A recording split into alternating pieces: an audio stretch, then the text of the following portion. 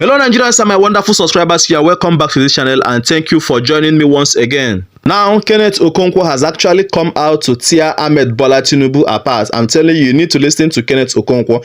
Sometimes you can't just, stop loving this particular man being Kenneth Okonkwo despite his disagreements with P2B's approach. But the man is always standing by the truth. He's always, out there to speak for the masses. He has come out with an honest review of Tinubu's speech. The speech that even worsened the whole situation. The speech that failed to address the problem, the cause of this particular protest. And that's why the protest actually intensified. I'm going to allow you to listen to Kenneth Okonkwo. I don't want to bore with too many talks. But before then, let me show you the message that Atiku had to pass to Ahmed Bola Tinubu. He also called on international bodies like the United Nations to watch what is happening in Nigeria closely and hold Ahmed Bola Tinubu responsible. Let me read out the tweet that he made, and when we come back, we'll just analyze the video. Now, he said, "I vehemently condemn the heinous act of using live ammunition on citizens peacefully protesting against bad governance, as witnessed today in Kano and Abuja. This is utterly intolerable and reminiscent of the dark days of military dictatorship. It is crucial to remind the government and security agencies of their paramount duty to ensure a safe and secure environment where citizens can exercise their right to protest without fear. When security forces open fire on innocent protesters, they do nothing but exacerbate tension, transforming peaceful demonstration into chaos. I refuse to believe that inciting violence is the intention of our authorities. I urge the international community, including the United Nations and the International Criminal Court, to closely monitor the situation in Nigeria and hold its leadership and security apparatus accountable. I reaffirm my counsel to protesters to steadfastly exercise their right to peaceful protest and reject any form of violence. Those engaging in looting and the destruction of public and private property must be isolated and prosecuted according to the law. By indulging in such acts, they undermine the legitimate protest and play into the hands of those who oppose their right to protest. President Tinubu must demonstrate true leadership by immediately addressing and implementing the demands of the Nigerian people." That was from Atiku Abubakar. Now he's calling on international bodies like United Nations to, monitor what is happening in Nigeria. Of course, Ahmed Bola Tinubu is the president of Nigeria, and he actually has the power to stop these security operatives from using this ammunition against peaceful protesters. But he has refused to do so. And even in his speech, which lacks empathy and refused to, address the core reason behind this protest, he also refused to point out that the security operatives are actually using ammunition against peaceful protesters. And I can tell you the truth, they are the ones inciting this particular violence. Tomorrow now, they will come up with their own propaganda, telling Nigerians all sorts of lies, because that is what they know how to do. Now guys, let me show you what Kenneth Okonkwo had to say about Ahmed Bola Tinubu's speech, his honest review about that particular speech, and then we'll wrap up the video. I want to first of all thank my colleague here. He is actually doing the job for me. I would have loved to listen to him. First of all, Sheikh Husani at the presidential villa told President Tinubu, "You are the father of protests." If going by his submission that there has never been any peaceful protest, he is actually saying that President Tinubu has never been any peaceful man. By his own submission, not mine. Although I respectfully disagree with him, because I know that they unleashed the greatest protests against this country.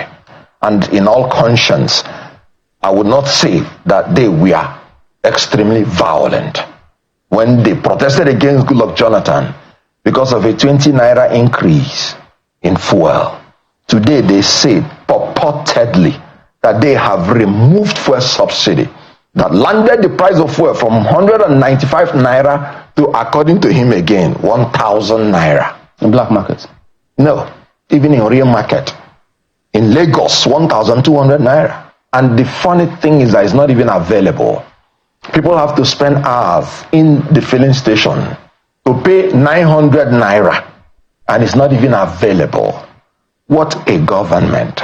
Now, the people are protesting for hunger and hardship, for deprivation, for degradation. And the president was compelled to speak. I wish they did not compel him. Because if I were a media aide, I would have preferred there was no speech at all. Because a bad speech is worse than no speech at all. What was wrong with that speech for you? First and foremost, it was contradictory, it was inflammatory, it was annoying, it was disheartening. I'll give you an example. Paragraph 2 of that speech. He was recognizing that it is the children that are desiring for a better nation that are protesting. In paragraph 5, he's already saying that it is by some politicians that have clear political agenda. What a contradiction. In paragraph 6, the president said, in his own words, for people who want to take undue advantage of this situation to threaten a section of the country, be warned, the law will catch up with you. There is no place for ethnic bigotry in a Nigeria we seek to build. This same president is harboring as a media aide a man who, after 2023, said Igbos are aliens in Yoruba land. He said Igbos should never interfere with the police of Lagos State. That 2023 should be the last time that the Igbos should interfere in the police of Lagos State. And in 2027, it should not repeat itself again. It was on his Twitter space, and I'm talking about Bayo Onanuga. If the president is sincere in what he said in paragraph 6 of his speech, the first thing he would have done is to sack Bayo Onanuga. And you know, in addition to the speech being empty and very annoying, it was even leaked before the day. And people were making caricature of the president when he was talking. They were reading with him and even reading ahead of his own speech. And he has such level of incompetence in the media aid, and he did not take them out. And give another example. For now, we have 48 ministers going to 49. These children, what are they asking for? They are simply saying, sir, this fuel subsidy removal, this depreciation of naira, this electricity tariff, they are unsustainable, and I agree with them.